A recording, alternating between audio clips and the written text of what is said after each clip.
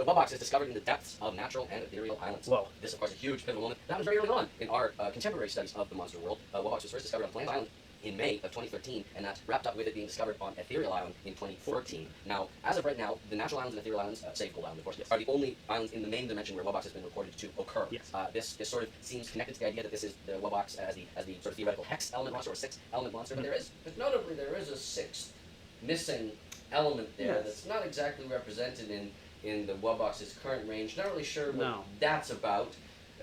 But enough said about that. The question was, is the Wubbox coming to the Fire Islands anytime soon? I think what's interesting about the Fire Islands is that, of course, Fire Haven is such an ancient place, it's such an ancient refuge connected all the way back to the dawn of fire. It's been sort of chilling, doing its own thing there inside the living core of the former continent. And Fire Oasis is so new, it was constructed in recent memory as a place for the fire monsters to reside on the surface. I think specifically what we know about Wubbox and its creation on behalf of the perhaps to create it for its own good celestial Galvana would appear to inform us that if it were ever to go to the Fire Islands, it may not come about in the same way, at least from a story perspective. Obviously, if Wubbox were to be added to the Fire Islands, you would buy it from the market, you would need to incubate it, and you would need to box the relevant monsters inside it at some point. But just the very nature of the fact that the Wubbox were contained inside these immense vaults inside the natural islands, and of course also of Ethereal Island, we don't really think that's the case in terms of the interior structure of the colossal presence that is shared between Fire Haven and Fire Oasis. So if Wubbox were ever to be added, I think it would sort of be a visitor to those islands rather than a native that sprang forth from its deep cavernous recesses.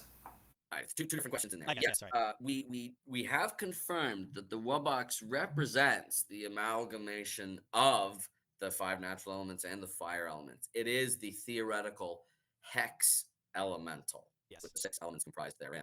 Does this mean that it could come to the Fire Islands? We don't have any existing evidence that we've recovered that would suggest that when Galvana, when it was creating the Wubbox, tucked the Wubbox into vaults into the living core at the same time as it did the elemental lands of the continent. So at this time, we think that might be a unique expression of that hex elementality on the natural islands and then, of course, on Ethereal Island as well. Right. There is no evidence at this time to support that it can go to the Fire Islands, which is interesting, of course, because we did mention when My Singing Monsters Playground came out, which is going to be celebrating its 1-year anniversary. That what is Kana doing in there? And then you can see like a Fangler at one point in one of the water themed levels, and so we were thinking, okay, at that point it was like an editorial choice. We wanted to make sure that there were a nice offering of differently sort of gendered characters, so that anyone who was playing could take their pick. It wasn't just Pom Pom to choose from, you could choose Kana as well if you were a woman or someone identifies as a woman who is playing the game. But these sorts of questions are definitely still rattling around in our brains, because if it is a hex elemental, it sort of seems like it would, but no evidence exists. Well, something to point out too, when you first started talking about this, you said theoretical. That's right. It'd be because getting that many elements together to cooperate and coexist inside of one being is already something that may not occur in the natural world and had to be sort of like made by Galvana. It's sort of this like it's like those elements on the periodic table that only exist in a lab, unium or whatever they are, where it's like this can't occur naturally. It can only occur when mankind basically sets up the exact right scenario for their formation. So same kind of deal, I think. Okay. Well, next question.